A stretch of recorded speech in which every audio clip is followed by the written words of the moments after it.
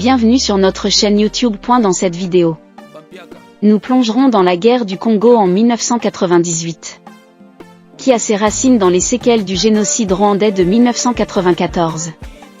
Les tensions ethniques exacerbées par la surpopulation et la pauvreté dans la région des Grands Lacs ont créé un terrain propice au conflit.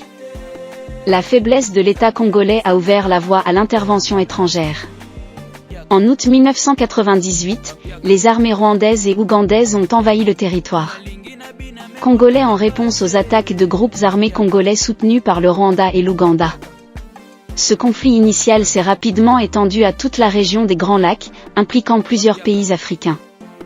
Les conséquences humaines de cette guerre ont été dévastatrices, avec environ 6 millions de vies perdues directement à cause des combats, des maladies et de la famine résultant des déplacements massifs de population. Près de 4 millions de personnes ont été déplacées, laissant derrière elles des conditions de vie désastreuses, des camps de réfugiés surpeuplés et une pauvreté généralisée. Les ressources naturelles de la région, telles que l'or, le diamant, le cuivre, le cobalt et le coltan, ont été au cœur des enjeux de la guerre. Les groupes armés ont utilisé le contrôle de ces ressources pour financer leur guerre, acquérir des armes et maintenir leur pouvoir régional. L'exploitation minière illégale, alimentée par des entreprises internationales, a contribué au financement continu des groupes armés. Des entreprises occidentales, chinoises et d'autres pays ont été impliquées dans l'exploitation des ressources naturelles de la région, certaines étant accusées d'acheter des minerais extraits dans des conditions de travail inhumaines. Des personnalités politiques influentes, dont Paul Kagame du Rwanda et Denis Sassou Nguesso du Congo-Brazzaville, ont été directement impliqués dans l'achat de ressources naturelles et la fourniture d'armes aux groupes rebelles. Les femmes et les enfants ont été les principales victimes de la guerre, confrontés à des violences sexuelles systématiques.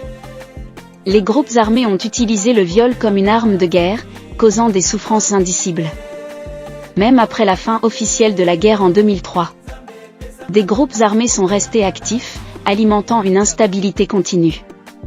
En 2021, l'armée congolaise a mené des opérations contre les forces démocratiques alliées, ADF, mais les défis persistent. L'historien David Van Reybrouck souligne l'absence de couverture médiatique et d'indignation populaire malgré le lourd tribut humain. La complexité perçue du conflit et l'absence de gentils clairement définis ont contribué à ce silence. Les réactions internationales ont souvent été critiquées pour leur insuffisance. Malgré les opérations militaires en 2021, la région reste confrontée à des défis persistants. Les conséquences humanitaires, l'exploitation des ressources et la nécessité d'une réponse demeurent des enjeux majeurs pour la stabilité à long terme. Inosbe est un chanteur et compositeur congolais connu pour son style de musique afropop et sa capacité à mélanger les influences congolaises et occidentales. Avec Mpiaka, l'artiste congolais livre un titre au style amapiano, un genre musical populaire en Afrique du Sud, très dansant. Inosbe délivre un message d'espoir pour son pays, la République démocratique du Congo, 2 jours après le début de la campagne pour les élections présidentielles, législatives et provinciales du 21 novembre 2023. Mais la situation humanitaire en République démocratique du Congo, RDC, reste fragile, avec des défis tels que la violence armée persistante, la pauvreté, les épidémies, Ebola, Covid-19, et la corruption. Une gouvernance efficace, le développement économe des droits humains sont des enjeux majeurs.